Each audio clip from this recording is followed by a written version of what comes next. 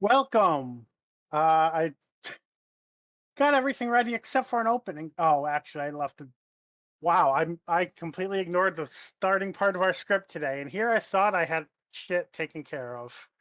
Welcome, everyone, podcasters, audience members, and interviewees, to episode 545 of an Unearthly podcast, streaming live on the 26th of July, 2025 and featuring Doctor Who Redacted, parts 1 through 5, written by Juno Dawson, Catherine Brinkworth, Ella Watts, and Sasha Sienna, starring Charlie Craggs as Cleo Proctor, Lois Chimimba as Abby McPhail, and Holly Quin-Ankrah Watts. as Shauna Thompson. I am Bill Sylvia, the one in black, and now I've learned not to try to mute myself before the podcast starts because then I accidentally mute the listening part and get all confused. With me are Alex Fireheart Hello. and Aaron Romeo Moonberg. Hello. How's everybody's week going? Uh, well, my shoulder's playing up again, so that's great. Like doing it's like one of those things of having taken those extra hours. It's not as much as that was a nice pay boost. That has ended up messing up my right shoulder again. Which I think it's less doing what I was doing because I was just sorting recycling, but that's a lot of having to lift the bags of recycling onto something and then sorting them and then into a different bag and then emptying that bag into a steel bin or whatever. I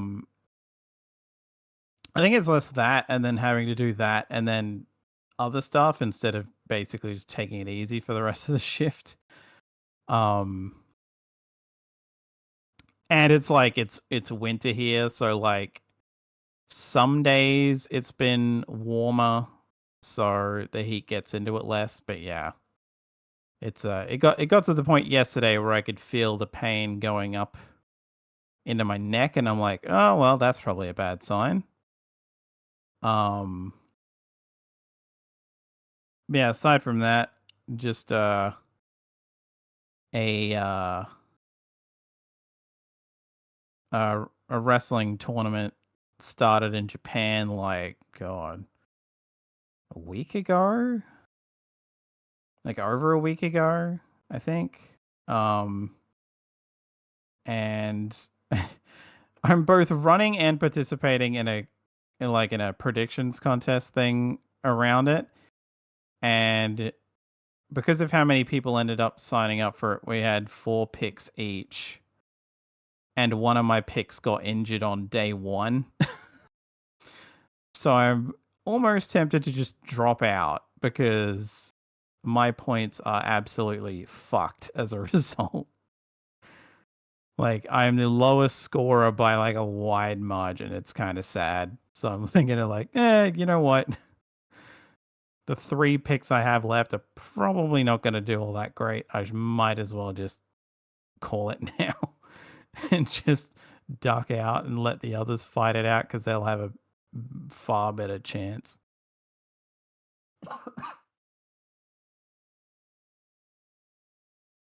Are you Aaron? Um, I had been listening to an audio on Audible. I'd been listening to sort of Shannara for a bit. That's how they pronounce it in the audiobook anyway. I always thought it was pronounced Shannara. But Same. yeah, I wanted to get through like the Shannara, the initial trilogy and such, but I've gotten a little bit bored with it, so I've kind of temporarily put it down. Even though it is honestly, it's kind of fun it's it's Lord of the Rings, but not quite Loader type of way. It borrows a lot of stuff from it, so um, I got a little bit bored with that, so I moved on to something that I hope would kind of wake me up. And boy, howdy did it ever! I've been watching YouTube videos on the like top 10 or whatever, top 50 darkest like novels to listen to or to experience, and I picked up Blood Meridian by Cormac McCarthy. So that is a bit of a novel that is right there. So it's initially about a 14-year-old kid travels from Tennessee to Texas, joins the army. His squad is he joins the army in order to reclaim the Sonora area from Mexico, because the captain in charge of his troop is just kind of insane and is going up against Mexico, I guess. Uh, they are wiped out by Comanches, um, and he survives and winds up joining a gang of scalpers. They're basically paid to go through and scalp Native Americans and stuff. Well, they figure out that the authorities can't necessarily tell the difference between Native American scalps and, everybody else's scalps. So they just kind of start going around scalping everything that they can find. And there's actually quite a lot of violence in it. A lot of violence against animals and children, and yeah, it's pretty intense, but it is also being reappraised recently as the great American novel. So, and of course, Cormac McCarthy wrote Old Country, No Country for Old Men, and The Road.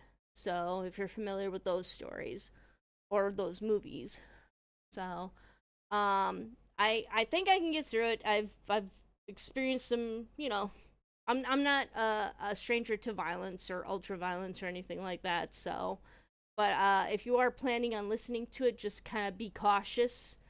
It does live up to the hype. Judge Holden is a very creepy villainous figure, so, but also very intriguing as he philosophizes a lot. Basically, it's according to Wikipedia, it's kind of based around Gnosticism, and he's kind of the stand-in for the Archon, who is supposed to record all of creation, basically. So he's human, but he comes off as very preternatural. Like, everyone's met him somewhere. He's 7 foot tall, very very pale, like almost albino, completely hairless. Always smiling and kind of, that jokerish type of grin. Causing chaos, encouraging violence, encouraging the men to go further and get nastier with what they're doing. So yeah, it's a very interesting book. So so far.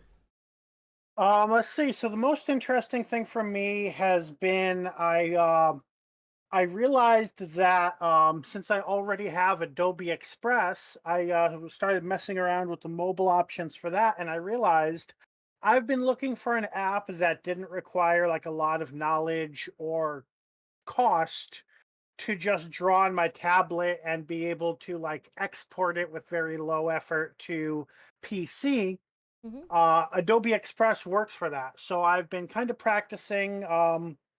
Obviously, not everything you do with a physical pen works the same with a stylus.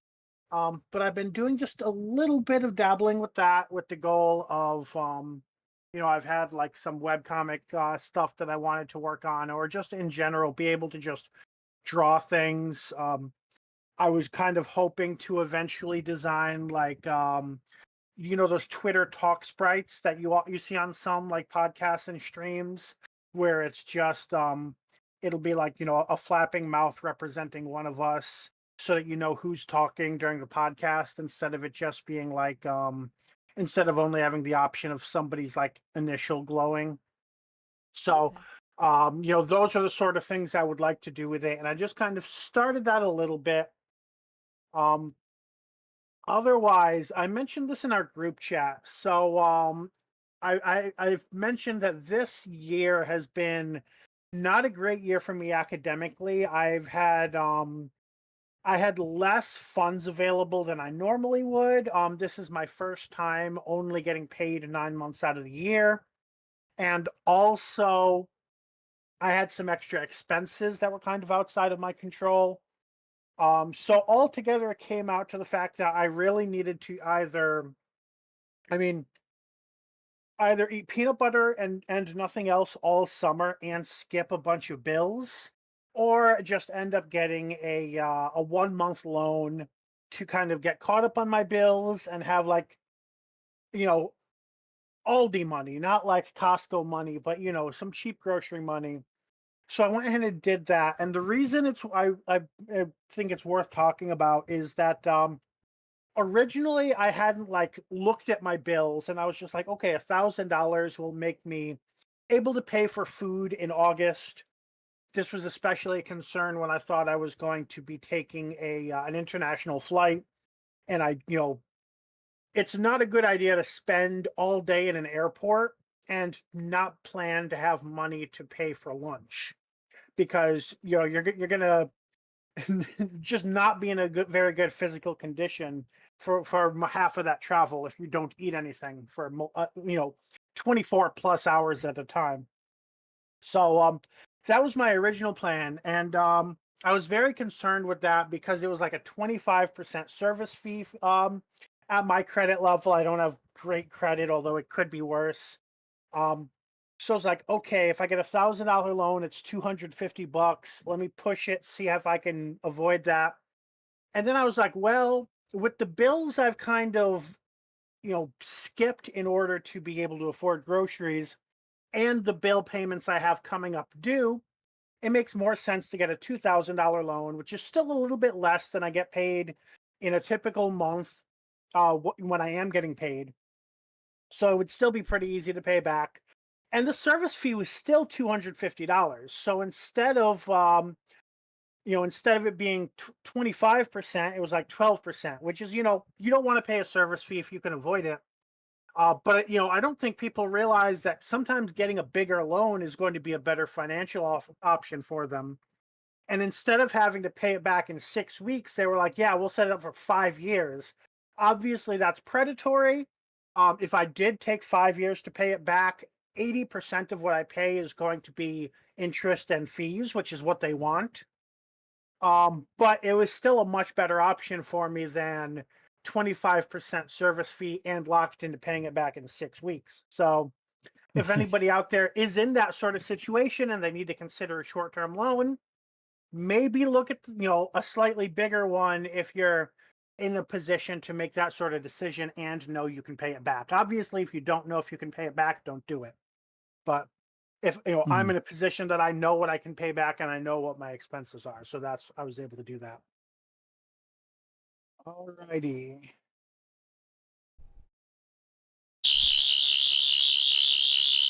On tonight's show, we've got some birthdays and news. We have 3 items under Geek Talk. And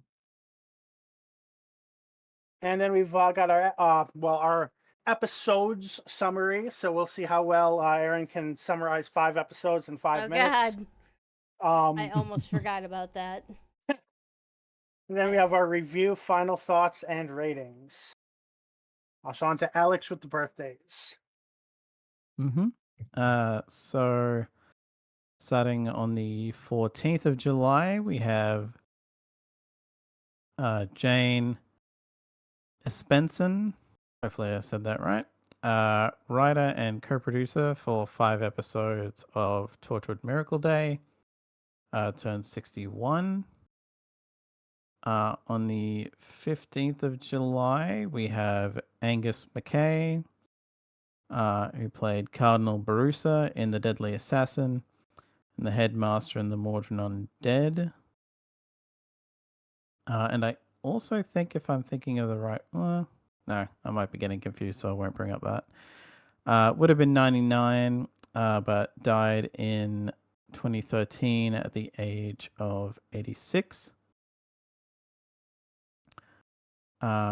Also on the 15th of July, we have Edmund Warwick, who played the first Doctor in part of the Dalek Invasion of Earth and the Robot Doctor in The Chase. Would have been 118, but died in 1989 at the age of 82. On the 20th of July, we have Sinead Michael, who played Skye in Series 5 of Sarah Jane Adventures, turned 27. Also on the 20th, we have Roy Skelton, who was a Dalek voice in 7 stories between 67 and 88. plus Curse of Fatal Death, as well as several other voices and roles, would have been 94, but died in 2011 at the age of 79. On the 22nd of July, we have Bonnie Langford, who played Mel Bush from 86 to 87, and again in 2024, plus work for Big Finish, turned 61. Also on the 22nd, we have Adrian Hill, who played Katarina in The Mythmakers and The Daleks' Master Plan. Would have been 88, but died in 97 at the age of 60. On the 25th of July, we have Cyril Luckham, who played the White Guardian in the Ribos Operation and Enlightenment. Would have been 118, but died in 1989 at the age of 81. On the 26th of July, we have Eve Miles, who played Gwen Cooper in Torchwood from 06 to 2011. And The Stolen Earth Journey's End in Doctor Who. Plus work for Big Finish, turned 47. And finally, on the 26th of July, we have Bob Baker, who was a writer, usually with Dave Martin, of 9 stories between 71 and 79, and is a co-creator of K9, and associate producer of the K9 spin-off show. Would have been 86, but died in 2021 at the age of 82. So happy birthday to Jane, Angus, Edmund, Sinead, Roy, Bonnie, Adrienne, Cyril, Eve, and Bob. A lot of dual birthdays in there. Yeah. All right, moving on to news. We have some news on the future of Doctor Who. BBC Studios CEO Tom Fussell has given several interviews recently, which I think is related to doing their annual shareholder report or whatever the equivalent. I guess BBC is publicly traded now, if I'm not mistaken. So there have been some interviews related to that, including to Deadline and The Hollywood Reporter. And in these, Fussell stressed the importance of the Doctor Who brand to the BBC. One standout quote was, "We're really committed to Doctor Who. We really want to carry on looking at ways for fans to interact with the brand. We look after the brand, whether it's at Comic-Con, merchandising, or whether it's the distribution deal we've done. The BBC and Disney haven't made a decision yet. When they do, they'll announce it. There's no point in me speculating on it. But Doctor Who is a much-loved brand by everyone in BBC Studios, and we love being a part of that story." In other words, the BBC, Disney, and presumably Bad Wolf are still in negotiations regarding the next steps of the show. It's not unless they're lying to their shareholders and really trying to hide things. It's not like the deal is over and it's canceled or anything like that. So Doctor Who is also part of the BBC's current annual plan, but that could just mean that they hope the negotiations go well. So Yeah. despite news about Bad Wolf is trashing sets or whatever, it seems like they're still operating under some sort of assumption that they're going to have a deal moving forward. Yeah, and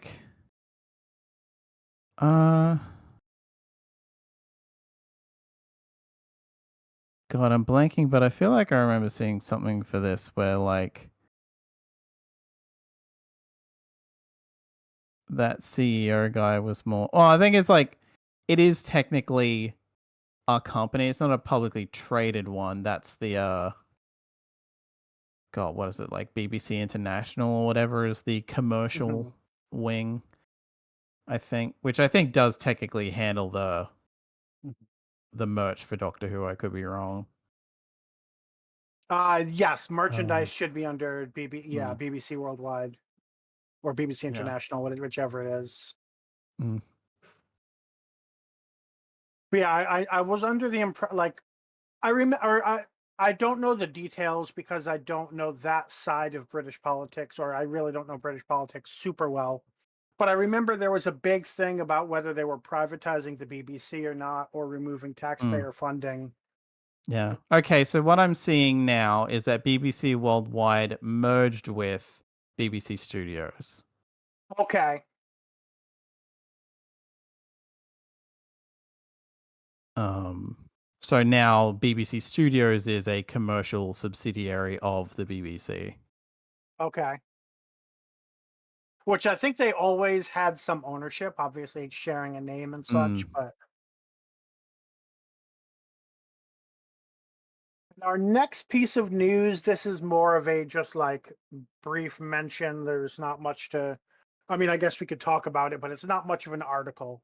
The war between the land and the sea has been confirmed not to have a panel at San Diego Comic-Con this year, which San Diego Comic-Con is actually happening right now.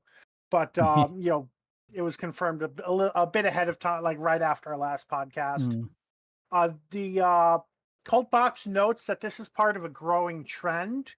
Major studios have been more and more often choosing not to host big Hall H panels to launch new shows, which I don't Mm. know if that means that Comic-Con or in general, the entertainment industry is getting too big for Comic-Con, or if it means that Comic-Con is dying. Like, I know there's been speculation Comic-Con getting worse. Like, I think it's widely accepted that the comics part of Comic-Con is dying.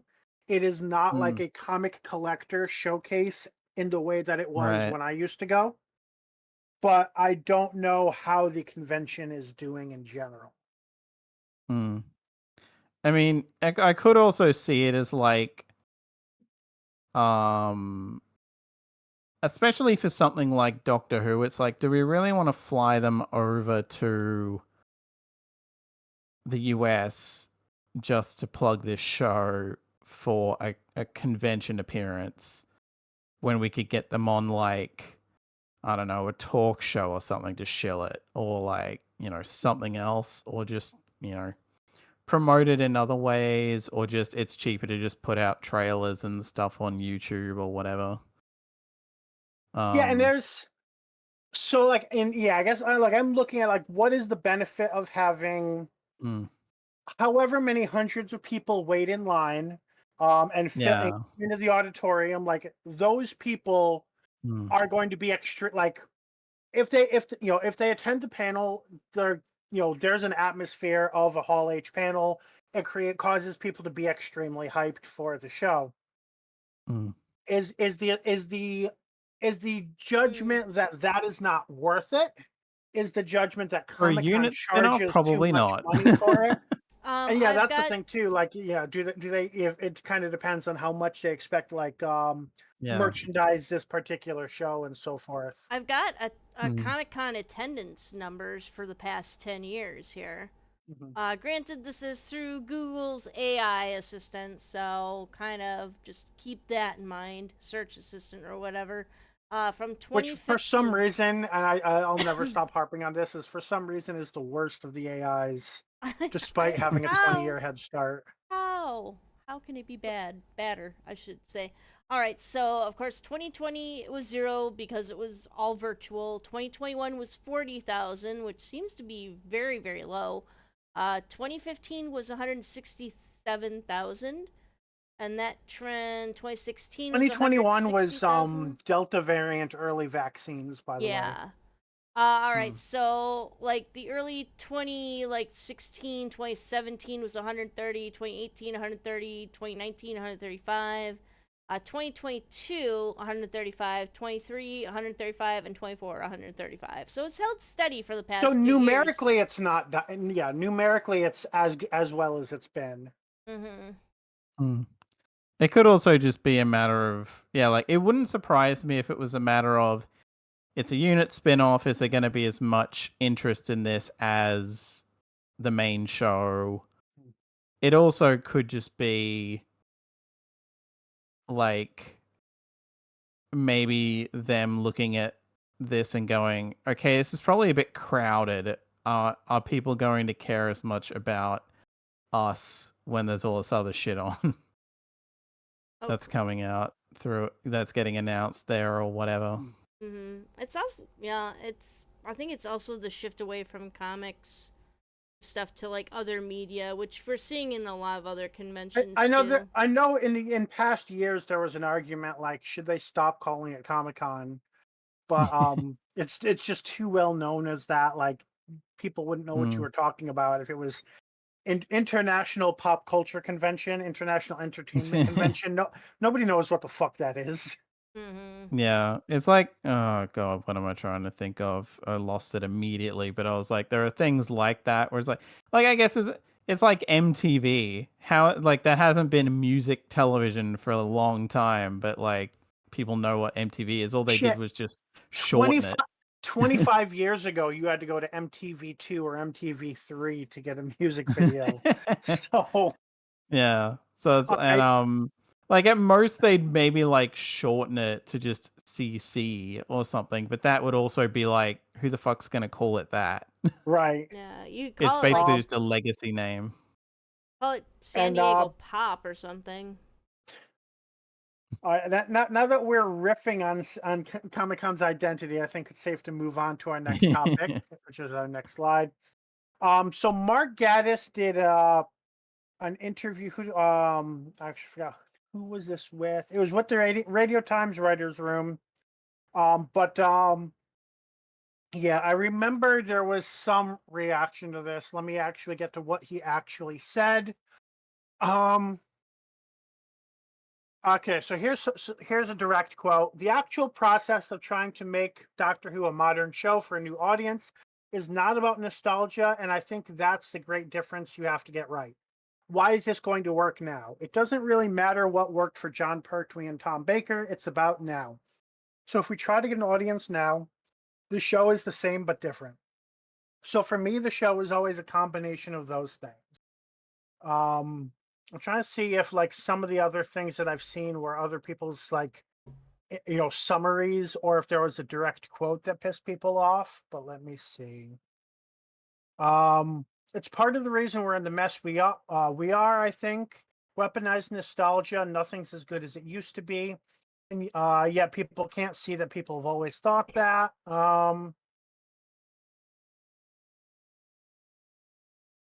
Okay, so I'm not seeing the direct quote that I saw people complaining about, so that might have been somebody's summary or just a quote that Cultbox didn't use. But basically, the point that, yeah, this isn't a show being made to recreate like the days of the 70s and 80s. Oh, wait, here it is. Sometimes when I meet, grumpy old Doctor Who fans and they've just fallen into the same space-time trap, it's not as good as it used to be because it's not for you anymore. If you still like it, that's great. It's great, but it's not for you. There we go. That's the quote I was looking Mm. for. Yeah, Doctor Who is. You can argue whether it's a kids show, a family show, a teen show, whatever it is, but what it is not Mm. is a show that's made primarily for 60 and 70-year-olds to sit and watch and say, yeah, this is as good. This is the same show I watched in the 70s. That's Mm. never been what modern Doctor Who is. And Right. him saying that, I saw piss some people off. And I'm trying to like mentally compare that to like when Star Wars reboot, did their sort of reboot in 2015. And it's, yeah, they're trying to get a new audience. They're not trying to keep appeasing Mm. the audience they had in the 90s. That's kind of the same Yeah. thing here. Their job isn't to make sure that people keep watching the show while they're dying out and such. Because no Mm. show, like, that's where you get like, you know, dying show syndrome, because you're not trying to do anything new. You're just trying to keep the same Mm. audience. For Doctor Who to exist, it needs to keep bringing in the new generation. And that's Yeah. that's all I think all Gaddis is really saying here is you Mm. can't fall into the trap of being like, yeah, this is what the 70s fans like, because then Mm. nobody's going to be watching it. Yeah. It's honestly why I hope the next showrunner is someone who has at least like knows what the franchise is, but has a bit more distance from it somewhat. So like a So Ryan they can have a Johnson. more someone who can have a more objective approach to moving the franchise forward, because like Mhm. the funny thing is like you can say the current show might be trying to like aim at a new audience, but also then it does stuff like bring back the Rani and make that a big reveal, and bring back Sutek and make that a big reveal. And it's like Sutek made a bit more sense because that was effectively the 60th anniversary season, but it's still just kind of like, you know, yeah, Th- it th- feels th- funny to bring back villains that haven't appeared since like in the Rani's case the 80s in terms of the main show,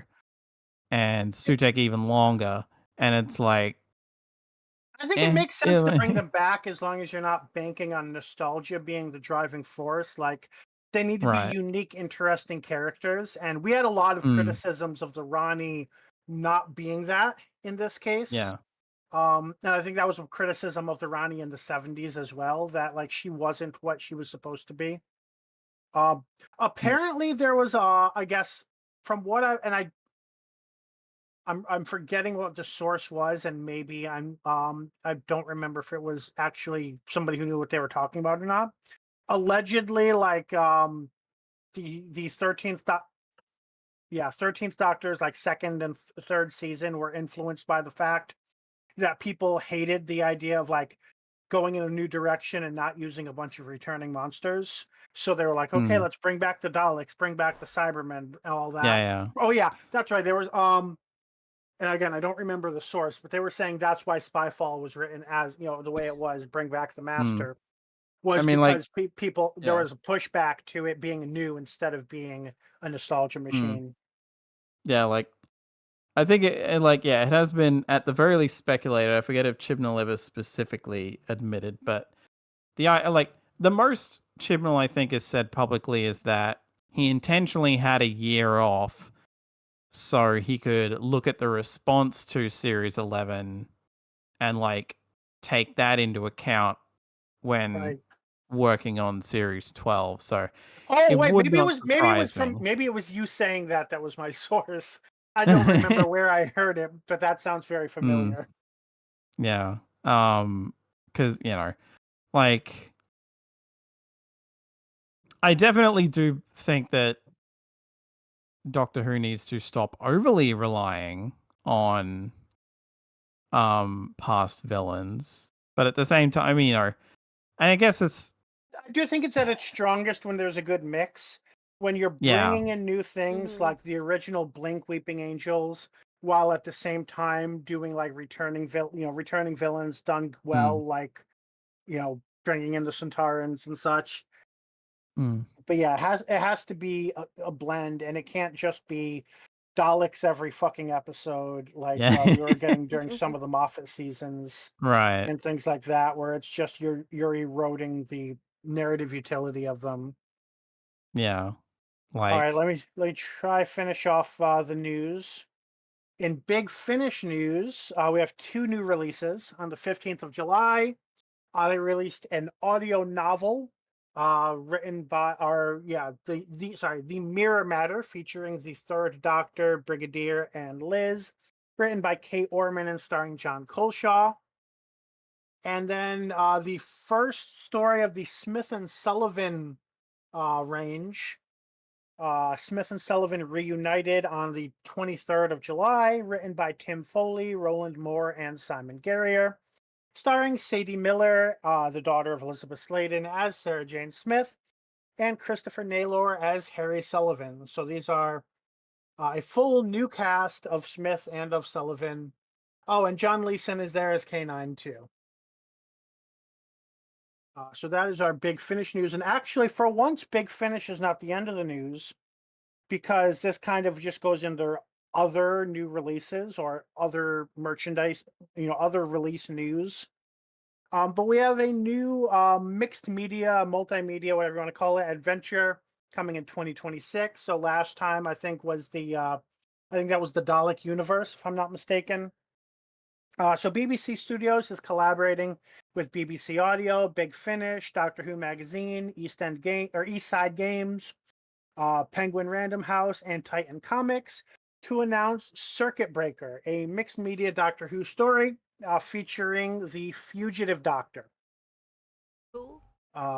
It'll feature an interconnected narrative written by best-selling author okay, I need to look closely at this before I fuck it up. I think it's Esme Gikiemi Pearson, or Esme Gikiemi Pearson. It looks like she's written. She wrote the novelization of Church on Ruby Road. But she's also written other non-Doctor, another Doctor Who novel. It looks like, but also some other novels that are yeah. Sorry, I'm just looking at the Google results page. There's some that are yet to be released, and okay, the Google thing just keeps bringing me back to the same list of things, even when I click on the name of a book. So clearly, Google is not being very helpful, and I'm not learning about this author without spending more time than I want to spend. The blurb: strange alien artifacts are appearing inside Unit's Black Archive. Each object is unmistakably linked to a different regeneration of the Doctor, but they've been tampered with. A corrupted energy signature of unknown origin pulses through them, and their sudden arrival has torn tiny ruptures across time and space. Unit is out of options. To repair the damage and restore the timeline, the objects must be returned to the exact moments they were taken from. If not, the Doctor's adventures and the universe itself could unravel. To solve the mystery, Unit calls upon the fugitive Doctor. But how does Unit know about her, and is she the Doctor they expect? So that's interesting. Some of these, like, multi-Doctor, multi-era stories are a bit weird in the way they handle interactions between different time periods of the Doctor. Fugitive Doctor is also interesting because, of course, we know she gets her memory wiped at some point before regenerating or after regenerating. So they may have just taken this as a blank slate to do whatever the fuck they want with her because it won't affect the timeline. I don't know. Right. And like I'm also generally glad that Joe Martin's getting more stuff, especially like a focus thing like this. Is like not something I would have necessarily expected for her in her side incarnation of all things. Although I do like, as soon as you read out what the project is being called, I mean, like, good thing that's for like an overall thing and not a character specifically. Otherwise, Marvel would be knocking on their doors because they have a character called Circuit Breaker. Ah, I thought there was a game called Circuit Breaker at one point too. Probably, it's like it's a generic enough title that it's probably been used before. But yeah, that like the immediate thing that came to mind was like, oh yeah, Marvel has a character called Circuit Breaker that I think they specifically had debut in a Marvel specific story so they could trademark it instead of Hasbro or whoever owning it because it was like a character invented for Transformers comics.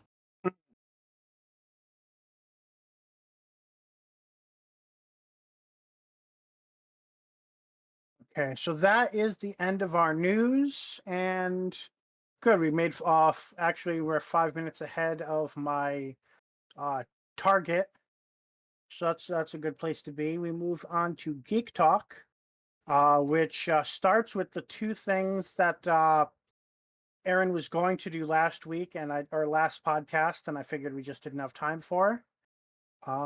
So go take it away, Aaron. All right, so I have finished the first season of Dandadan, or Dandadan, depending on how you want to pronounce it.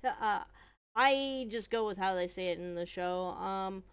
It's pretty crazy look at shoujo anime. Kind of focuses more on the romantic side, the romance between the main characters, as well as what eventually becomes a romantic quadrangle, I think. So yeah, there's It's actually pretty cool. It's very kind of absurdist in a lot of sense. Some of it does make sense after a while, but it's got to do with aliens and ghosts, who are after the main character's banana organ. And managed to steal it multiple times, and the main characters have to try to get it back for him. Yeah, just really wild, really kind of hard to describe other than just not your average shonen jump kind of feature. You should definitely check it out. The animation is very well done. And there's also a movie coming out for it here soon, if not already. It may have already been released, actually, as well as season 2 has premiered. So, yep. That's Dan Dan. So and then also K-pop Demon Hunters. I watched that I think last weekend or the weekend before. And that is also a must see. Excellent music. The animation was actually very well done. This originally was supposed to be a TV series. I'm not sure if they're going to go through with that still. But what they did is they took the TV series and kind of cut it down to a movie. Um, so very much you got singers, musicians who are trained to fight demons, but their singing also helps heal kind of the energies, the Hamun energies surrounding Korea. So you've got the main character, and then who's kind of the star of the show, and then you've got the side character, Mira, who is kind of the bad girl, and then you've also got, gosh, I can't remember all their names too, because it's been a while. Who's like also spent some time in America, so she's kind of torn between two cultures. They also go up against the Saja Boys, who are a boy band, but are actually demons in disguise, and their job is to try to lure the Huntix girls fans away from their band and join up with the Saja Boys so that they can harvest the fans' energy. So it's gonna be the Huntrix versus the Saja boys, and it's a lot of fun because they do in their civilian outfits, they civilian human outfits, they do meetups and everything, and the Saja boys crash their meetup, and it's just, of course, there's like an illicit romance that shouldn't be taking place, and then also one of the girls from Huntrix has a secret too, so definitely check it out. The music is amazing and pretty cool overall. Mhm. Right. Oh, Superman. Yeah.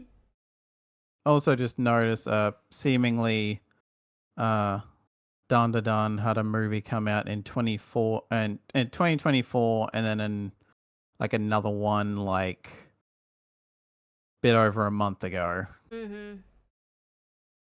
Um, yeah. Anyway, Superman. Like, I. It's kind of funny coming from the perspective of someone who, whenever I did get around to seeing Man of Steel, I remember liking that at the time.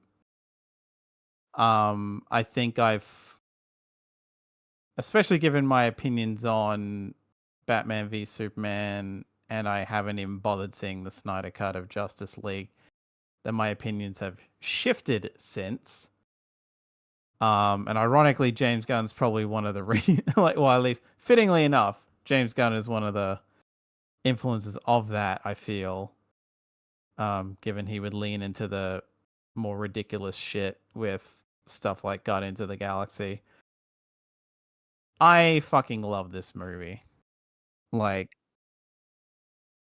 if I could afford to, I would see it a second time, because it's absolutely a movie I would see more than once if I had the money to, but money's a bit tight at the moment. And I want to see Fantastic Four like this coming week. But yeah, like, just,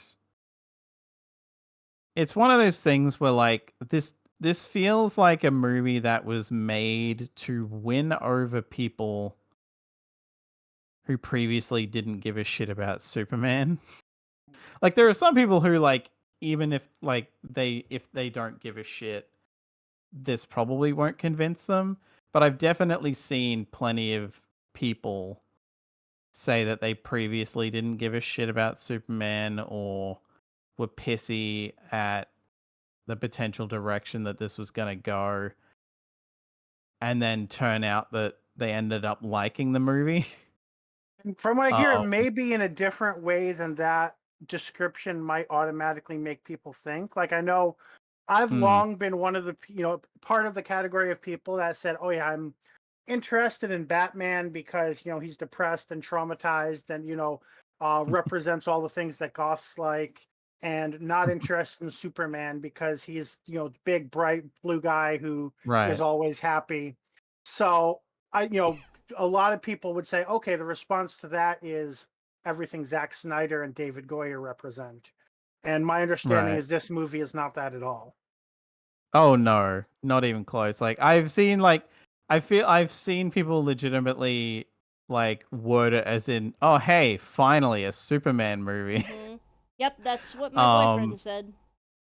yeah, like which I like I almost jokingly respond so it's like, "So wait, the Christopher Reeve ones didn't do anything for you?" But like I'm assuming it's more like people around my age, so it's like within our lifetime Mhm. this is the first like true representation of what Superman is The thing is, I think at his Christopher core. Reeve was the last well liked, non culty Superman movie. And I Mm, say that like Man of Steel is not the worst thing that Zack Snyder put out, but mm, it's definitely been had some criticisms in a way mm. that like to a greater extent than anything I'm aware of the Christopher Reeve movies ever having. Yeah. I mean, like hell, like the Zack Snyder ones were being made. Like Zack Snyder's portrayal of like how his stuff portrayed Superman is definitely inspired by someone who did not give a shit about comics prior to reading The Dark Knight Returns and Watchmen. Like, which he has admitted to, that he did Mhm. not give a shit and thought they were like stupid and lame and all this other crap before reading those two stories specifically. And it's like, yeah, that tracks. Um, whereas, this is James Gunn, a guy who, has done the stuff he did in Marvel. Like open the floodgates for people to remember, hey, this shit is supposed to be can be very silly and fun, Mm-hmm. and this movie is absolutely embracing that spirit. I mean, fucking hell, you've got Guy Gardner with the bowl cut, Mm-hmm. which apparently was Nathan Fillion Yep. specifically saying, no, I Mm-hmm. want the bowl cut. But Yep. by the way, so is this a whole um ass Justice League movie? Because it seems every uh, time I turn around, someone mentions another like hero that was in this It's more movie. i'll than put just the i'll put it Superman this one. yeah, like I'll put it this way. With the Guardians of the Galaxy movies, you could maybe argue that they're like Star Lord and the Guardians of the Galaxy to a point, but it's still an ensemble cast. This is very much Superman is absolutely the main focus, but there are other people doing things kind of, but they're Mm-hmm. definitely supporting cast. There is a tier of importance with Superman on top and everyone underneath to varying degrees. And you can see that when Um, he comes to help the other heroes like Mr. Terrific and them. yeah. Like everyone's just Um, relieved that he's there. hmm. And this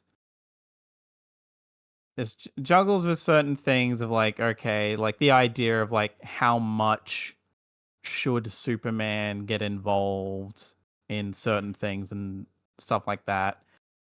Um, you know, and like it's like effectively it's a proto Justice League because it's like a recurring joke that they have not decided on a name yet, and Guy Gardner is just calling them the Justice Gang. I like that name. Um, and yeah, it's like I'll put it this way: this movie, both A is just the most like this is my favorite interpretation of the character. Now, mind you, it's been forever since I've seen the Christopher Reeve movies that people actually liked, which, as far as I can recall, was just primarily the first two. And I don't think, and it's been forever since I've watched any animated versions that I grew up on. But this is hands down, like, of the ones I can actually remember anyway. So it's a bit unfair. My favorite adaptation of Superman, and this movie came close to making me cry quite a lot. Like, tears did kind of come out at one point, but it was never like a blubbering mess. But there are a lot of things that hit me, and some things were even little. Like, it's not much of a spoiler, so I'll say it. But there's like, during a fight, with something that's basically just unleashed to be a distraction. Like, you look, it's like this little, I forget if it's a squirrel or just like another tiny little rodent. No, it's a squirrel. He saves a squirrel. Yeah, he saves a squirrel, gets a squirrel out of harm's way and puts it down somewhere safe. And like that attention to detail of like, this is how good of a person this guy is not something that I thought would be communicated visually like that. But beyond just him like saving people.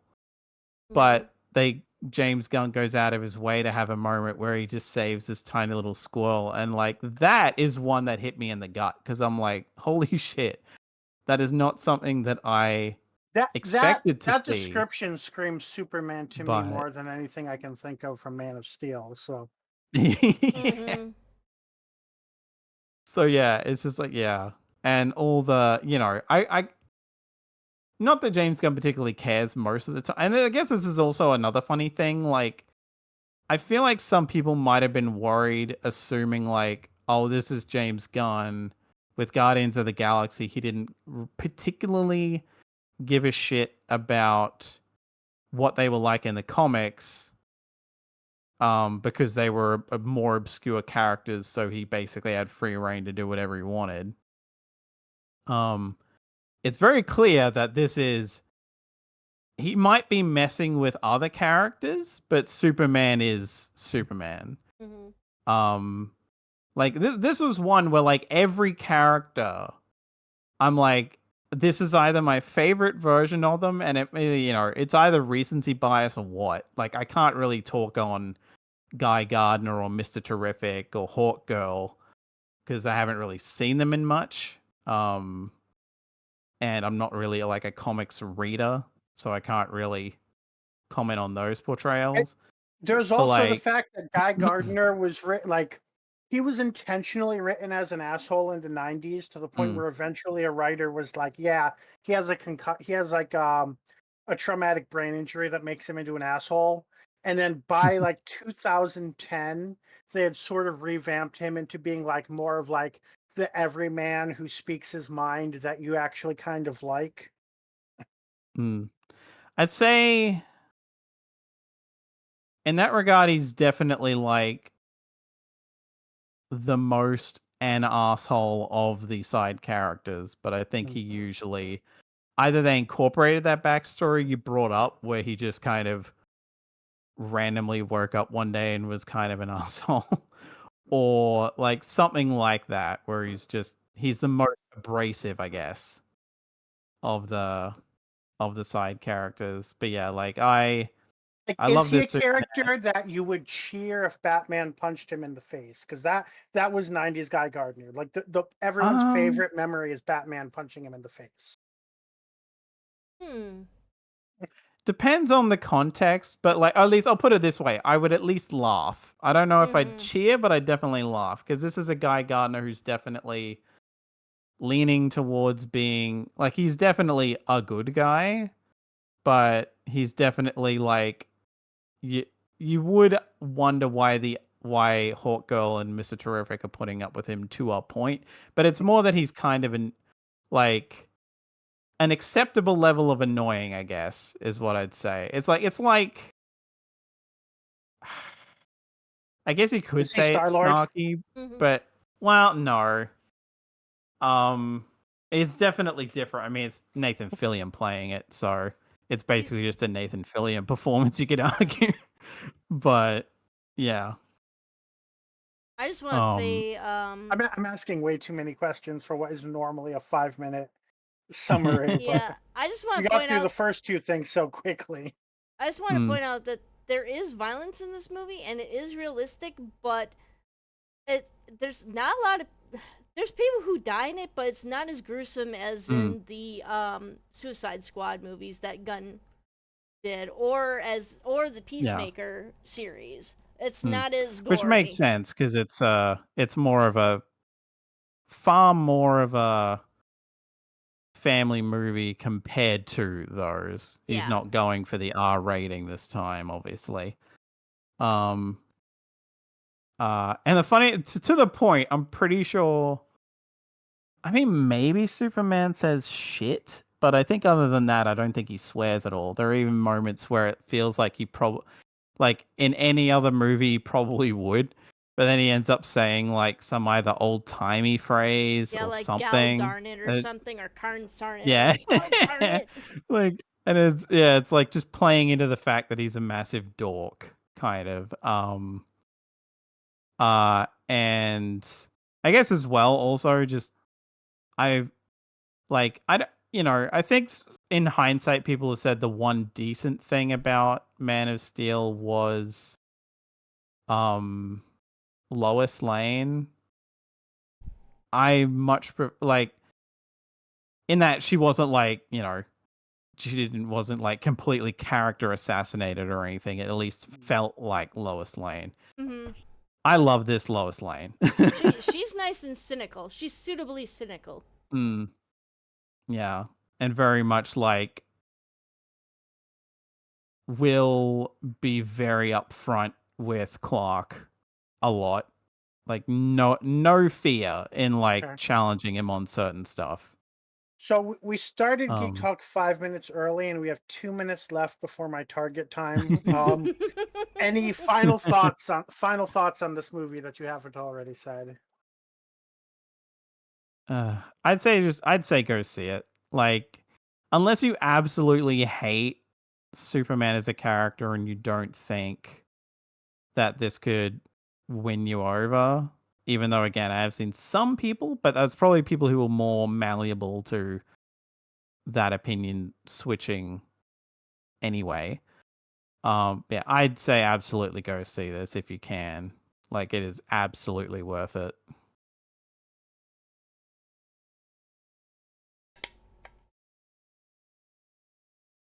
All right. Seems like now is a good time to move on to the summary of Redacted parts 1 through 5. And so this is still, compared to most summaries, this is still half a story. But since we came into Yeah. this kind of not really knowing how self-contained they would be, how far the story would get by now, this is basically, we can consider it act one of a 2-act story. But we also didn't want Mm. to do 5 or 10 episodes in one review. Yeah. So, Yeah. Okay. Is there a watch or anything for me to bring up, Bill, or is it? we could do the same thing. Or last time, did you end up like zooming into the Canva clock at all? Or I wasn't able to zoom into it all that well. oh, okay. Um, so yeah, so I'll look at the Canva one. If there's anything you want to show for visual, feel free to bring that up. Otherwise, Yeah, yeah, I'll just bring up the title card here. So, I don't okay. know if there's any way to put the can you situate the clock over the top of the title card I in like a can't, corner? unfortunately. Oh dang, yeah, Mm. yeah. That's why I wasn't able to get it centered on there. Okay. Yeah, maybe if I paid for a subscription to Canva, but I'm not doing that. Mm-hmm. And The even other then, I thing don't I know could if I do is could. the other thing I could do is set up in OBS set up like a little window with a clock in it and have it just over the top of the scene with the Canva with the title card on. I can look into that later, but Yeah. all right. Okay then. Ready for countdown? Mm-hmm. Okay. 3, 2, 1, go. Cleo Proctor, Abby McPhail, and Shauna Thompson are recording the newest episode of the Blue Box Files, in which they discuss the Adipose Industries incident of missing people and people ranting about fat babies when a strange static forces them to stop recording. After being assigned to interview the next guests of the show, Cleo returns home to her brother Jordan, who receives a shocking text. After seeing a news report on the disappearance of Ryan Sinclair and Graham O'Brien, Abby calls Shauna to discuss a mysterious doctor. Jordan walks with Cleo to her interview, begging Cleo to forgive her mother for the disappearance of their father. Meanwhile, the doctor leaves a message on Cleo's phone telling her she's been tracking the podcast as they are all in danger and asks to get a hold of Cleo's data in order to protect her. However, the message breaks up into static when Cleo tries to listen to it. Cleo's interviewee, Penny, talks about the adipose incident but can't remember the doctor's face. Cleo understands that the doctor is involved in both the disappearances and the adipose incident as she relates this to Abby. Abby receives a message from the doctor claiming she might be contagious, but later, when talking to Cleo, Abby can't remember it. Ronnie Chandra contacts Cleo and warns them the doctor is killing them. Everything Abby has related to the doctor seems to be down or corrupted. The podcasters continue with discussing the disappearance of the Royal Hope Hospital. Later, Cleo tries to get a hold of Penny for the podcast, but to have her name in the podcast, but the call dissolves into static. Abby interviews Dr. Oliver Morgenstern, who now disavows anything happened at the hospital, and that's all due to mass hysteria. And that his friend Martha Jones also disappeared after becoming infatuated with the doctor. Cleo and Jordan make it to an empty hotel where they meet up with a hologram version of Ronnie. During the meeting, Ronnie Chandra is violently interrupted by a robot that seems to have locked on to Cleo's location at the hotel. The hotel vanishes, and Cleo tries to tell the others about the doctor and the TARDIS, but Abby and Shauna can't seem to remember anything, nor does anything show up online, despite the doctor as in the TARDIS. The doctor is in the TARDIS written on Cleo's arm. Cleo finds out Ronnie's parents are also missing, and on her way to work finds out the Queen Victoria Theater she works at is now the Lost Queen Theater. Cleo is confronted by her strange mother, who calls her by her male dead name and reveals that Jordan is missing. Her brother Jordan is missing. Abby gets to interview her favorite blogger, Larry Nightingale, whose family has also gone missing. Cleo gets a distorted message from Jordan, who says he is scared. Shauna pays for herself and Cleo to meet up with Abby as they feel she is in danger. Abby can't find Larry anywhere in the London necropolis, so finds an old box. Larry has been transferred to the 1920s and claims the angels who transported him are frightened of something. The podcasters are kidnapped by Unit. Unit Agent Miller attempts to interrogate the trio separately and tells Cleo that the Powell State is the site of many disappearances. However, Miller begins to shift and suddenly disappears, only for Kate Lethbridge Stewart to arrive. Cleo realizes Unit have forgotten the doctor. I forgot that Canvas thing was a timer and not a stopwatch, so it's not as precise as I'm used to. But that you have 1 minute and 38 seconds left, so that means you did it in 3 minutes and 22 seconds. And by the way that you said fat babies instead of fat babies, I'm guessing you were reading the summaries off of Doctor Who or TARDIS.wiki. No, I kind of did, but I also transcribed them myself. I tried not to plagiarize off of the wiki, and actually, unfortunately, Okay. it was the fandom version of the wiki too. So, the old fandom version because it had more detailed information on it. I think Gotcha. anyway. I was worried that I didn't get all of the 5th episode down, but it's really just kind of a bunch of back and forth. So there's a lot of like drama that happens in all of these episodes that I kind of cut out and just kind of tried sticking to the doctor and the supernatural specific like plot points instead of like the dramatic ones. Like I I think I just mentioned at the very last minute that Cleo was actually a trans woman, so that one talked about her mother. I didn't get Alrighty much. then. Yeah. So we move on to our pecking order. And it is once again Aaron with what did you like about this story? Um, liked overall about the story. I'm gonna say that I like Cleo. I feel that she's a very vibrant personality. She has real struggles that a lot of us also kind of live in fear with, especially nowadays.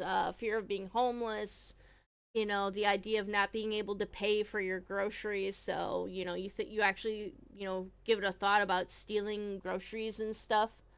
That was actually a thing in Australia too, so, and some Australia grocery chain. But yeah, it's I really kind of connected with her. She's a lot more emotional. She doesn't really put up with people's uh BS. She's got family issues. She's also got like a brother, and I have a little brother, so I kind of connect with her on that. So yeah, I It does actually, seem, listening to these 5 episodes at once, it really feels like she's the main character. Like I she's I think kind Yeah. of she's like the supposed to be. tertiary character Mm. of the podcast, but like Mm-hmm. her family issues are most present. She's the one Mm. she's the one who remembers the doctor. She's the one who meets with Ronnie and everything. It really feels like she's the central character of this Yeah. story. Yeah, I really Mm. like how she's kind of fleshed out. Yeah, and I just really enjoyed her character. So, I'm really connected with her. So, yeah, and she's kind of the more fun one on the podcast. She's just there for like the goofy quips and everything. So, Mm. All right. Alex, what did you like about parts 1 through 5?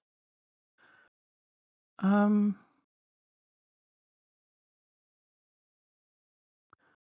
I guess I just generally like the dynamic between the three women. Um, and that there is like, while there is a bit of that, oh, one of them has a crush on the other, that maybe that'll go somewhere, but given something that comes up in one of the parts, you feel like, well, maybe it won't. Um, but like, and generally that, as much as Cleo is the main character, the other two do still get like some stuff, because like there is, especially in like this kind of a format, you could potentially run the risk of, we need to get the story out, go go go, that the other two could suffer a bit. But Mhm. I definitely know who all three of these women are as people by now. Yeah, for sure. Like, Uh, and arguably very quickly. So, you know, yeah, without them with being like, without them necessarily Mhm, being complete like stereotypes, mhm, you know who these people are, and there's still more room for them to flesh them out more. But at the very least, we've communicated who these people are in the first half pretty well, so that we don't have to bog down the rest of it with communicating that mhm. necessarily. Yeah, with 10 to 15 like minutes of content per episode, I really didn't Mm, expect we'd get this much of all of their family lives and yeah. everything else as we got. Mm,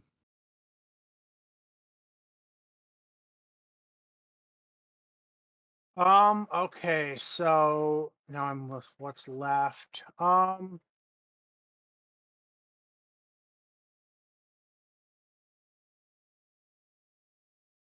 I guess I like how they've been sort of creative with how they've dealt with the history of Doctor Who. Like, part mm, of the premise of this is the blue box files of going back through everything. And it's not just like, oh, everybody, like, they tell they describe what happened to them, and we get to be like, oh yeah, I remember that happened. We have the one person who describes what happened, then we have the other person who's like, well, I actually think it didn't really happen. I've convinced myself over the past years that it didn't really happen. And then you have, the thing with the angels, and then you have Unit doing their own thing. They're not even really like being interviewed by the Blue Box Files. So it keeps it fresh. It keeps it interesting. It's not like, okay, here's part one. We listen to, them talk. We listen to an interview. We listen to their home life. Part two, we listen to them talk. We listen to an interview. Listen to their home life. It's more varied than that. It's so it keeps it interesting to be able to watch, to listen to 10 parts. And I have no idea what sort of image to put on here, so that's blank. What am I going to say for variety? All right, Aaron, what do you dislike about parts 1 through 5?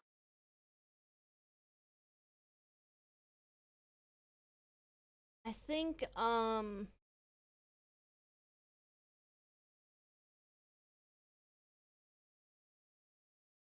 what I disliked, I'm gonna go ahead with the fact that it's because it's audio, and the same issue with a lot of the Big Finish stuff is that it's kind of hard to keep track of like certain events and like sometimes who's talking. Like for me, like I keep trying to keep track of people's accents and stuff. So, but even then, like especially if a side character turns up with a similar accent, like it kind of confused me a little bit. It's not like a huge thing because I still think that it's very well done. But yeah, it was a little bit confusing listening to stuff, especially when Agent Miller dies. It's kind of hard to tell what happened until Cleo actually describes what happens. The interrogator like just disappeared. So Okay. And yeah, I when we were doing when we were listening to the first few parts, and actually, I mean, honestly, I didn't pay close attention to it this time because I was a little more familiar with the story. I had listened to it multiple times. But I remember being never being sure whether it was like Abby and Shauna, they're not from mhm. the same place, but their accents are much closer to each other's than Cleo's is. Mhm. So I often would be confused which was which. Like Cleo, I could totally tell when Cleo was talking, and Cleo and Jordan. Um, but then like yeah, Abby and Sean, I would get kind of confused sometimes, and I believe there was I think Penny when they were interviewing Penny, or was it Shauna's Nana? I think those two side characters kind of got me a little confused as to who was talking too. So Okay. I think they stood out to me enough to be like, okay, this is an unfamiliar voice, right? And not mhm. part of like the main three. So that Yeah. that was easy. But in terms of telling the recurring ones apart, I had a little bit more trouble. Mhm. And Alex had to AFK for a moment. And talk more about Um, Superman. um, so I guess what I would say is at this stage, I'm a little disappointed that all of the stories I think have involved the 10th Doctor. We've had Smith and Jones, no, not Smith and Jones, Partners in Crime. We had uh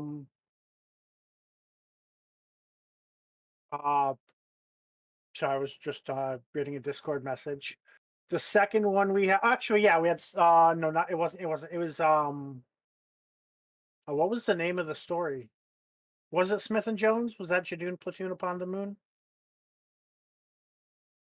That Was might be the name of the I thought that was back when he was posing as a teacher, but that was back when he was like so John that's Smith. Here, let me see. oh, you're talking about Human Nature Family of Blood. Yeah, that's right. So yeah, it would have to be Smith and Jones. Yeah, Smith and Jones is the one on the moon. Okay. And then of course we get Blink. So it's all David Tennant fan service. Mm-hmm. And especially coming on this side of the 60th, we're like, okay, why is it all the 10th Doctor? Which, and of course, Unit starts to break that trend, but we're not referencing a past Unit story. Mm-hmm. We're just getting, but so all of the references to past stories so far are about the 10th Doctor. So that's a little disappointing. I wish we would get, more stories about other doctors, especially since this is a 13th Doctor story. We're actually physically getting phone calls by the 13th Doctor. Um, and I think Ronnie met both the 11th and 12th Doctors, if I'm not mistaken. Which I feel like I've said that phrase like 3 times now. I don't know much Um, about Rani Chandra. I still need to watch the rest of Sarah Jane mm, Adventures, so. but yeah, the very last season or two of Sarah Jane were the 12th Doctor era. Sorry, 11th Doctor era. So Ronnie should have been there long enough to meet both of them in their like single episode appearances.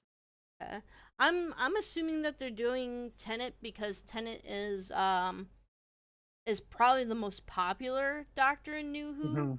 but also kind of like I agree it doesn't make it really fair because Peter Capaldi was pretty decent. Like they've all been pretty decent. Um, kind of give it a little bit more flavor. I would be kind of neat if they introduced some of the classic stuff too, because a lot of Right. New Who Yeah, yeah.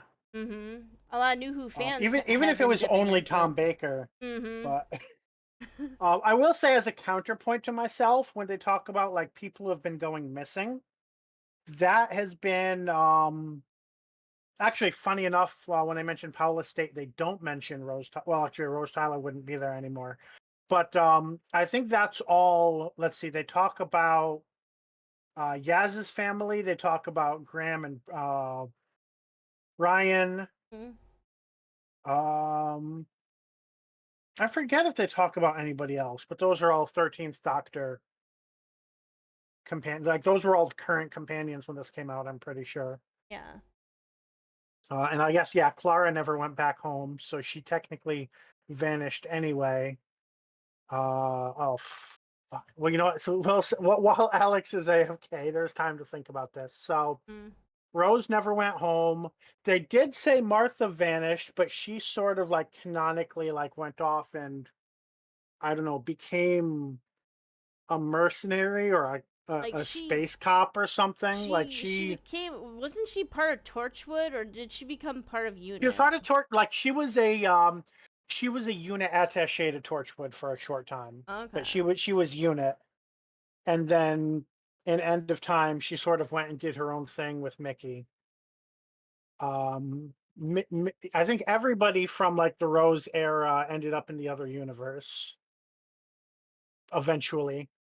Um, Oh, Jack, of you course, mean became. stranded on the other side there, pretty much, No, I think they went there by choice. or Most not? of them. Okay. I think Mickey and Jackie both went there by choice, didn't they? Or I It's guess been Mickey so ended up long coming since back. I've seen End of Time, or not End of Time, but like the Stolen Planet, that two-parter. Hmm. And I guess the Ponds ended up in the past. And then Bill died. Bill and Nardole were killed by Cybermen. Uh,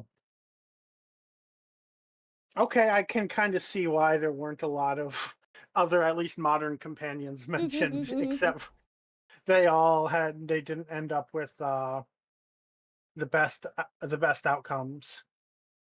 Okay. All right, let's go ahead on to our favorite scenes. What's your favorite scene?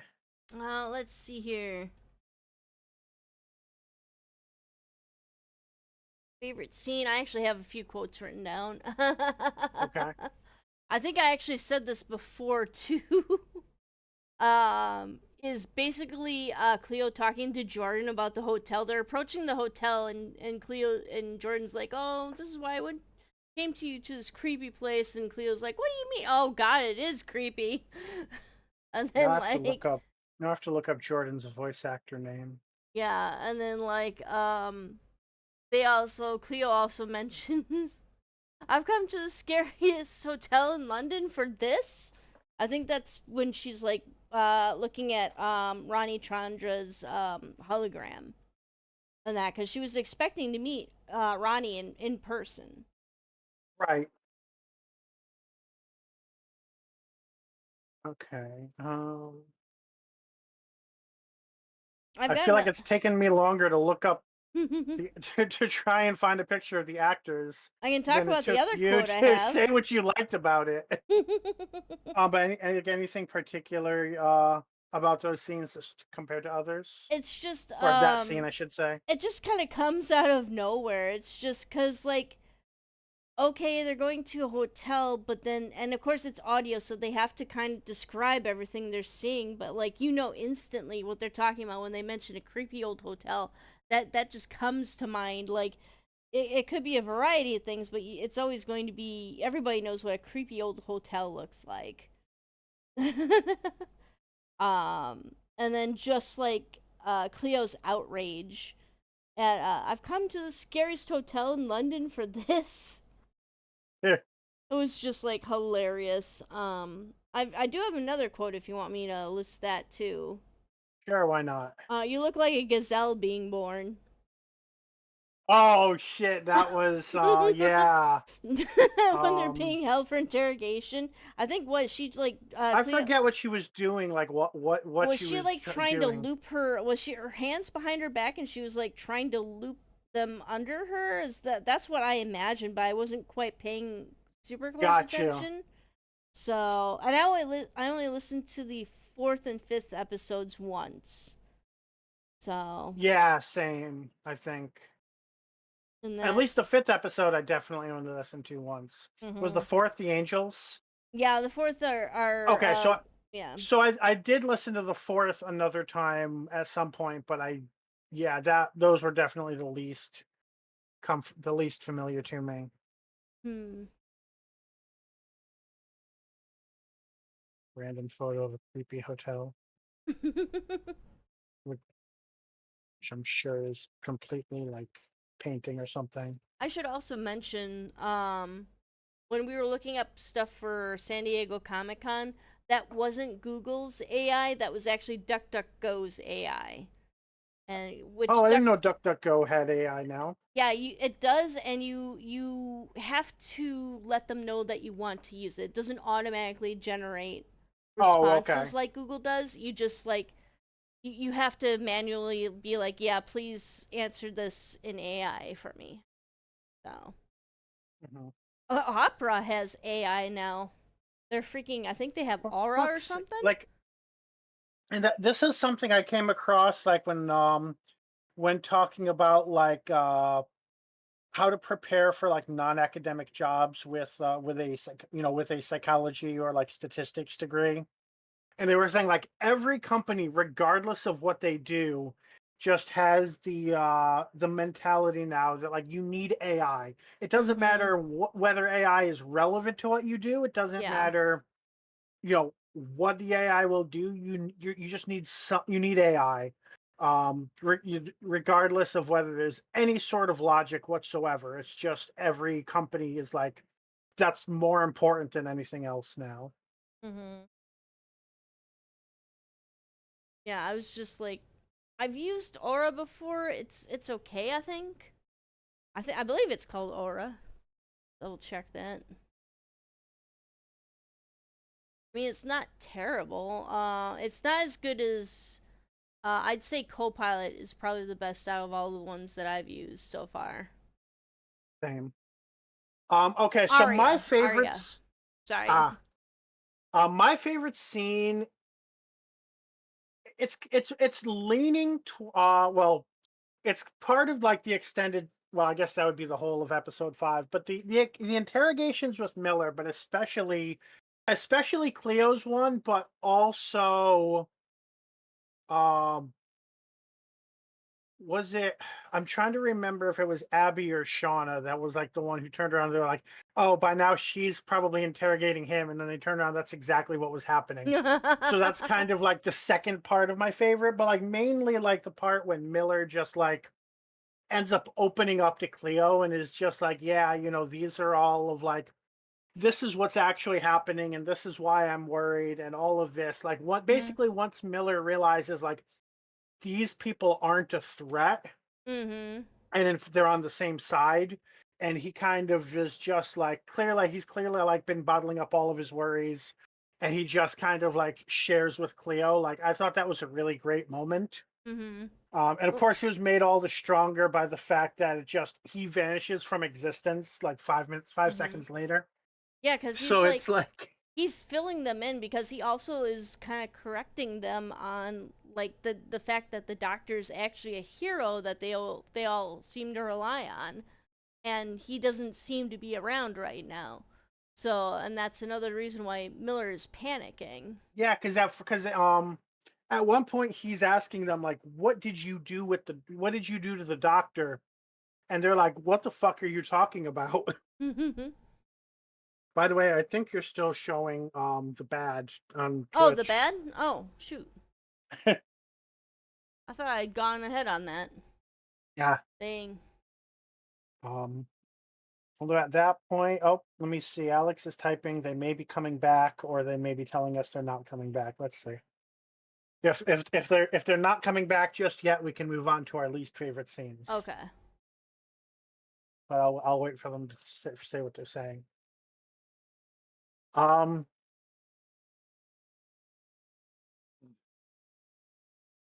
And see, this is I don't know if Abby and Shauna's personalities are like maybe they do. I don't know if it's a me problem that I still like need certain circumstances to tell them apart, or if it's the writing. Um, I think it's also just the fact that Chloe is such a vibrant personality that she kind of outshines most of the other characters. Um, okay, and Abby and Shauna may have suffered because of that. Like they still have like family drama and stuff going on, right. but I don't It know. doesn't help like that. The major like the major drama of their story is with each other, Mm-hmm. which kind of ties them together. Which would make it really easy if we could like look at their face when they were speaking, but Mm-hmm. also like their to me their accents are similar. One is from the north of England and one is from Scotland, which they're not the same. Again, and I'm sure somebody from one of those places would tell me I'm an idiot for having trouble with those accents, but Yeah. to my ear they're similar enough that it's difficult Yeah, because sometimes. isn't Abby from Sheffield or around by Sheffield? She talks about walking up the uh Sheffield. Or is that Shauna Shauna? Shauna lives in Sheffield. Yeah, because she talks about walking up Abby and is in down the. Scotland. Yeah. I think maybe also it's the pitch of the voices too, because one they're the same kind of pitch, kind of that deeper pitch. If one were like maybe a little bit higher pitched, we might be able to tell a little bit better who. Mhm. On that note, I was thinking of something recently, and I think it's part of the reason why Americans in English like have so much problem with how each other speaks. It's less the vocabulary and more things like how certain words are just emphasized differently. And Mm, there was a perfect example when I was listening to this earlier, and I can't remember it off the top of my head. But it's like there's just certain words where Americans will emphasize like one letter, one oh, I remember now. So like there was a line where they were like, "Oh, something something is such so many miles away." Whereas an American would say miles away. And it's like ah, it's a subtle difference, but it's enough. It's like uncanny valley. It's like you're not doing it right. There's something weird. Um, something is wrong here. yeah. So I think I think, I think that is a large part because it's something that you can't rationalize or explain unless you know language that way. And so I think that is where some conflicts come from. So Alex, I don't know if it's Don't die, yeah, Alex. Don't not die. Live. yeah, not sure what the issue is, but they posted all of their stuff in the chat with All the right. Do assumption you of want me not to go coming back back. to Never the bed? mind. Okay. Literally, as I finished typing out all that and sent it, my dad's like, "Okay, I'm done," and leaves because he was like been doing drawers to go under the king single bed that I have now. And he was Okay. like, "Okay, I've got to come in and do this." And I was like, with all the bloody noise that's going to be making, that wants me to help him. I'm like, oh god, this is potentially, depending on how long it takes, it's going to take a while. So I Right. typed that all out, and then literally as soon as I'm done, he's like, "Okay, I'm done," and leaves. So kind of funny is that like while we were stalling, while you were typing to see if we should go on to least favorite scenes or not, we were talking about how certain words are just emphasized or pronounced in such a subtly different way in American versus British English Mm. that I think is part of Oh, yeah. why like we're just uncomfortable hearing each other's versions of English. And then you come in with, what is typically a more English rather than American accent, but emphasizing literally in the way that an American would. So it's just it goes nowhere, but I thought it was kind of a funny coincidence given the timing of you Mm. popping back in. Okay. So we've talked about our likes, dislikes, and favorite scenes. So we'll go back for Alex can present their dislikes and favorite scene, Mm. and then we'll all do least favorite scene. Yep. I guess just for the sake of it, so I don't tangent forever, I'll probably just stick to reading what I wrote out. Yeah, for overall dislike, several instances of them bringing up Cleo as trans felt very Moffat-esque in terms of just being there to remind you that that's the case. Which might not be as noticeable when you listen to it one episode at a time, but when you binge it, it feels very, yes, I know she's trans. You established that well enough. You can stop bringing it up every 2 minutes. Certain instances work, but others just feel superfluous. Like, yeah, this is like, it She does feels mention it very, herself you at know, least this once character. an episode, right? Yeah, it's very like, you do remember that I'm trans, right? And it's like, you established it pretty well, failure. And again, certain instances, it's fine because within the context of the Yeah, conversation being sometimes it is had, relevant in real life, right? yeah. But other times it feels like they're just saying it for the sake of reminding you because it's been a week between the episodes There's no dropping. image I can put on the slide to go with that dislike that is not going to be super weird out of context. Yeah. So I'm not just going to put a picture of a trans woman. I'm not just going to put a trans flag. Yeah. Those are not. So I'm just going to not put an image Right. for that. And your favorite scene? um yeah, and like, again, case in point, Cleo's rant in the unit HQ about the shit she puts up with every day purely for existing was well handled. You can definitely tell a trans woman was behind this project. Like, yeah, that's an instance of, yes, that makes very much sense to make a point of, I'm a trans woman. This is the shit I put up with on a regular basis. Whatever intimidation shit you're trying to do is not going to have an effect on me. Like, that was well done. That was an example of reminding you that she's trans, but it has a narrative point. um, and yeah, like that. Basically it was either gonna be that or the bit at the end where Cleo has that realization of just like, oh, you don't have a fucking clue what's going on, so you Yeah, need us. right. And that's kind of part of I mentioned like my scene being when like Miller finally like breaks down the barriers, realizes they're not a threat, and like shares Mm, his side of things. So I think that's yeah. part of the same sequence. Mm. All right, so on to our least favorite scenes, starting with Aaron. I didn't really have much of one except for like the interrogations. Felt like a little bit boring. Except for, Miller kind of finally collapsing and just kind of just like telling them all about the doctor and everything. I don't know. It was kind of weird. I kind of slept walked through most of episode 5 because I'd already listened to 4 episodes and Mm. such. It was kind of hard for me to concentrate. So, yeah, I just kind of like, I don't even know exactly which interrogation. Maybe was it they took Abby up first, right?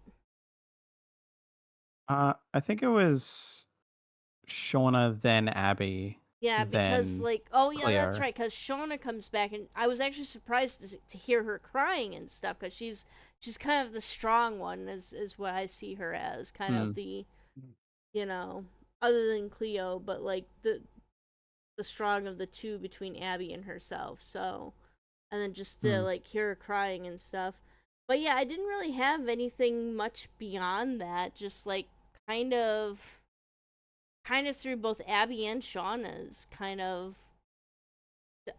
bits there. I just yeah, just didn't really strike me as anything interesting. mm.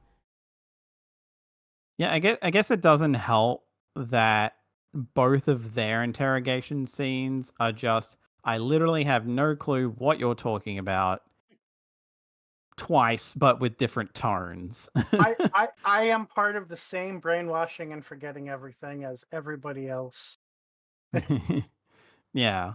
It's like, it's two different approaches to the same thing, but it is basically the same thing. Like, this feels like if this had been an episode of TV, those two would have been intercut. And then Cleo's probably still would have played out just as it is. Like, hers is the one that they show in full without cutting. Hmm.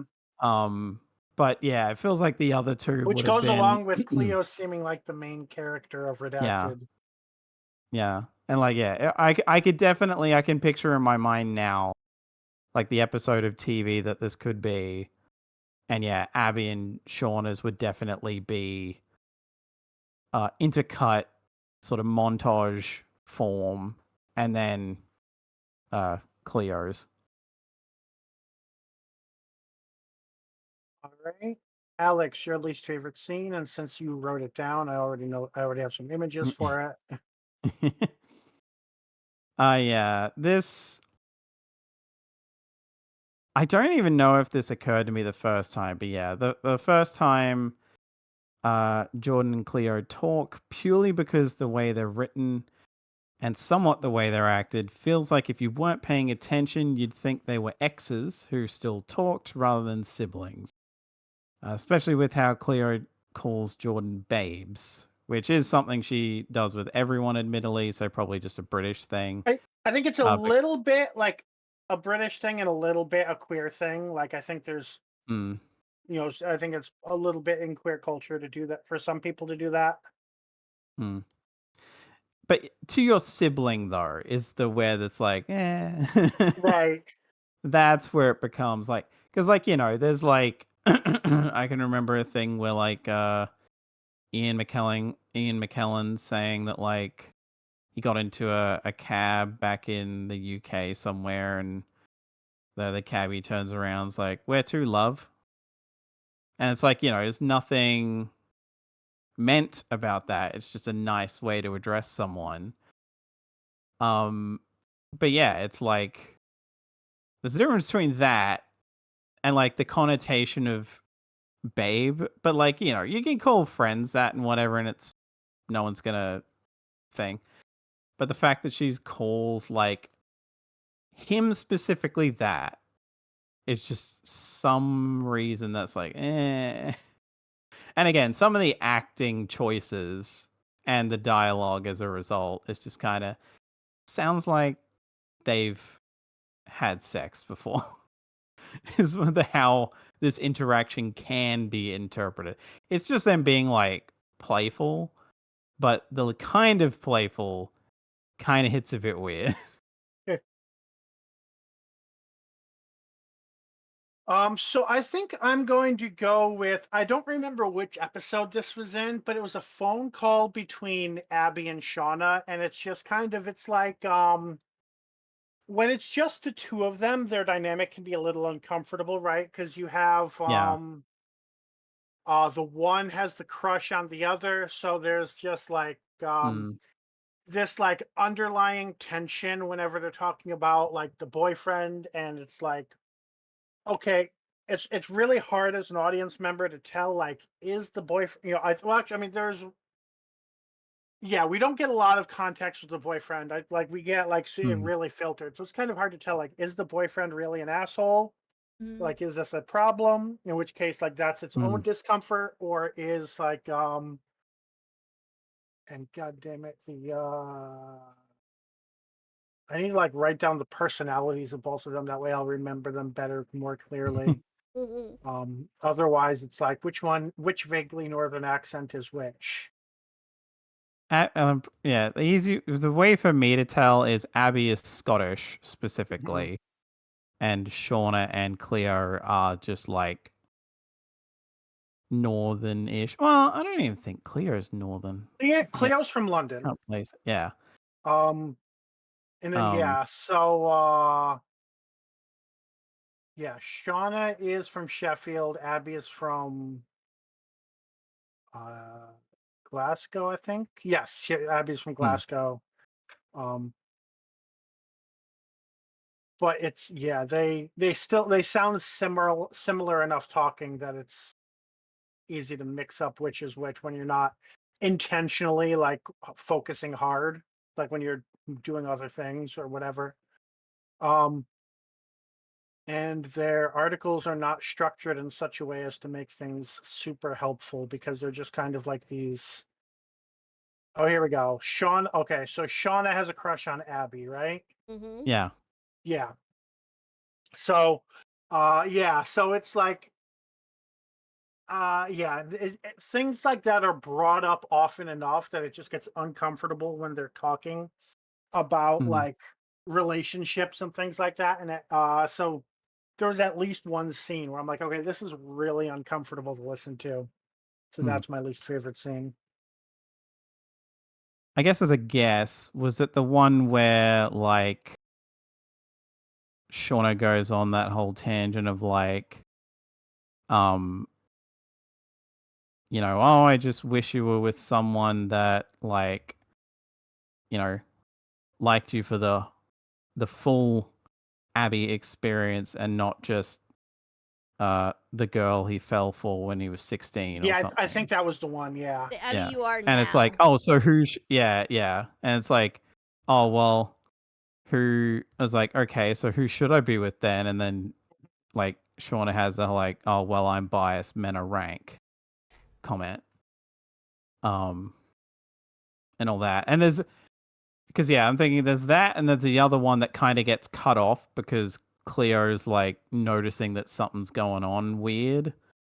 And that's when they're getting into like a more of an argument over the boyfriend.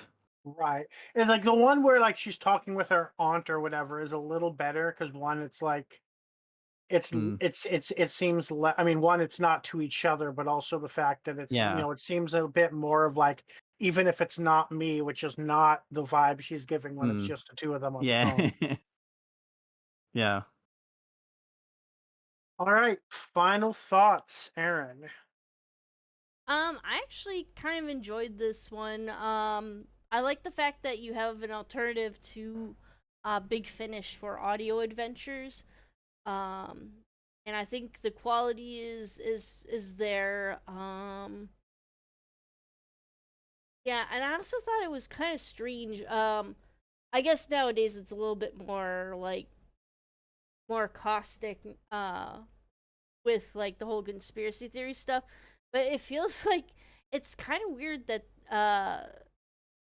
they allow Shauna to kind of hang out with them so much, because she's really kind of talking about a lot of different conspiracy theories that might be seen as kind of more right leaning. like the whole anti-big pharma thing, especially since this is around 2000 or 2022, when we had so many COVID conspiracy theories running rampant, and and of course she talks was about that? the Illuminati and Oh, stuff sorry. too. I don't mean to. Your final thoughts. I should not be interrupting. Go ahead. No, it's okay. She mentions like serial killers being. Well, there was something where she says serial killers are mostly men, and then it felt like she was kind of hinting about Theo being a trans woman and how she doesn't have to worry about being attacked by a serial killer or something like that, or mostly men going Oh, I after hope women or not, something. because that would Well, no, I think statistically it be was extremely wrong. If I so, thought it was like. I trans think it women are was more far that more they likely to were be killed. yeah. Like I think it was more they're trying to Because uh yeah. they're trying to be like, no, statistically they're probably not a serial killer, because like I think it was like when she was going to meet with With Ronnie. Ronnie. Yeah, Oh, because Quinn Yeah. was they were going to meet saying And Ronnie she's is. Ronnie. like, yeah, so it's like women are less likely to be a serial killer, so you should be Okay, fine. good. All Yeah, right, yeah. cool. They also kind of tease Shauna about believing in the Illuminati and whatnot too. So, Mhm. but she seems to hold somewhat right leaning ideology, while still being comfortable hanging out with a trans woman and a woman who while also being a lesbian herself too. So I don't know. And It's I kind of would say, interesting. like, being like big pharma issues when divorced from being anti-vax Mm-hmm. is not Hmm. necessarily political sided. Like, we just in Yeah.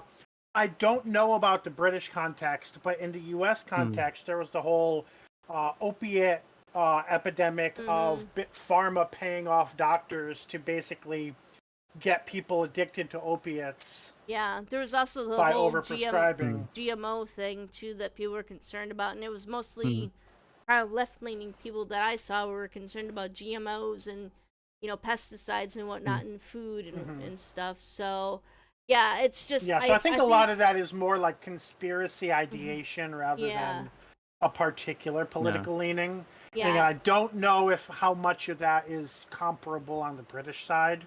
Mm-hmm. Hmm. I'm looking at this. I know I this mean, mainly yeah. from the I mean, U.S. she does context. generally go into like, um, these companies could be trying to cure cancer, but instead they're just like, doing all this, like giving us shit that like, sort of peddling us like stuff that doesn't either work as well or whatever. But it doesn't feel Mm-hmm. like and like she also rags on Rupert Murdoch. Like Rupert Mm-hmm. Murdoch comes up twice as someone they don't like, and he owns Mm, Fox News, so.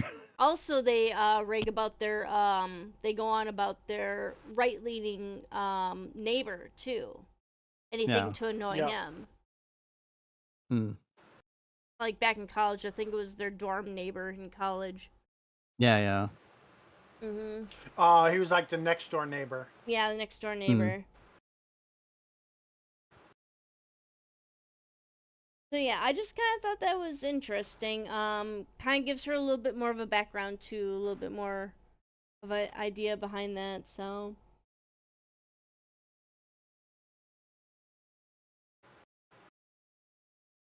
All right, Alex. But yeah, I guess just to read out what I typed out. Listening to it in this way was definitely far more interesting than one episode at a time like previously. By the end of part 5, I actually wanted to keep going, very much interested in seeing where things go from here. Like to the point, like, yeah, I did legitimately, like, had it not been so late by the time I finally listened to this the first way through, which I guess technically, because we'd tried covering this before, I had Mhm. listened to like 3 or 4 of these. Um, Right. but like by the time I got around to like listening to them before I went to bed, um, I was very tired. mm-hmm. So I'm glad I did get through them for that, but I did almost want to keep going. It sort of like jolted me awake a little bit. And I was like, no, I gotta stop, because if I keep going, I'll probably fall asleep while I listen to the rest of it. Yeah, I'm definitely interested to see where this goes from here. And this also feels like it was a good split because this does kind of feel like kind of an Act 1 end to like what the second half of the story is going to be like.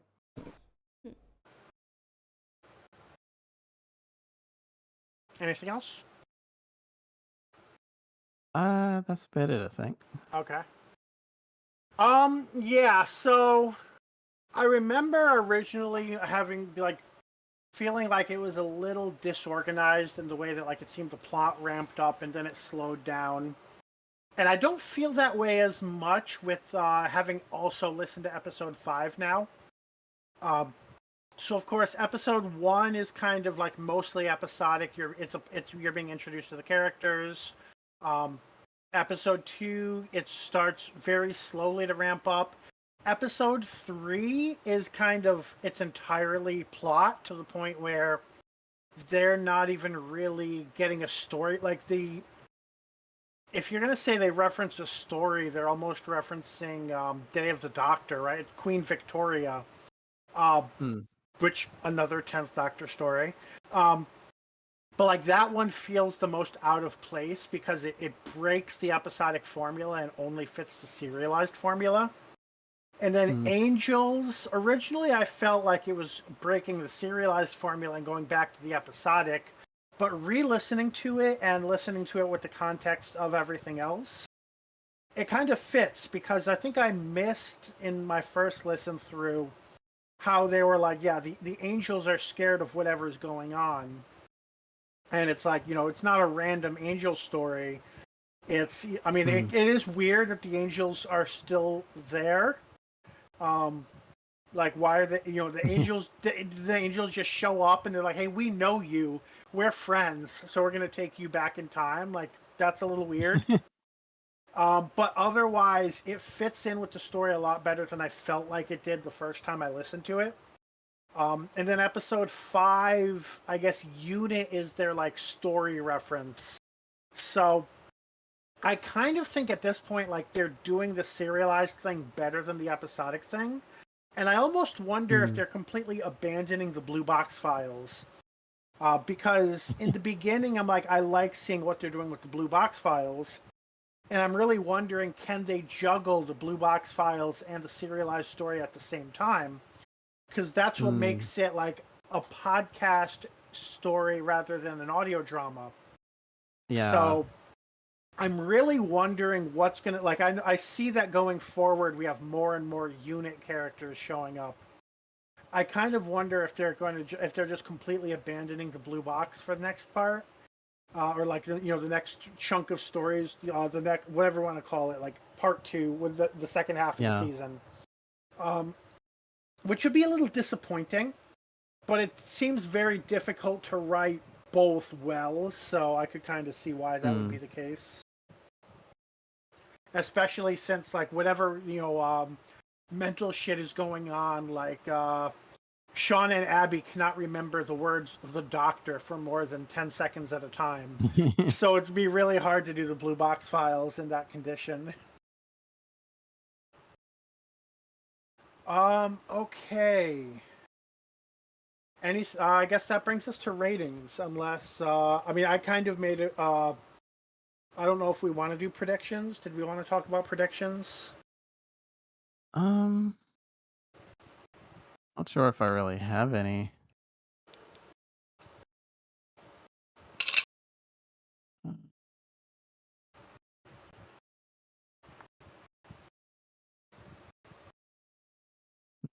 I thought there was a Blue Box Files logo, but I'm not finding it at the moment.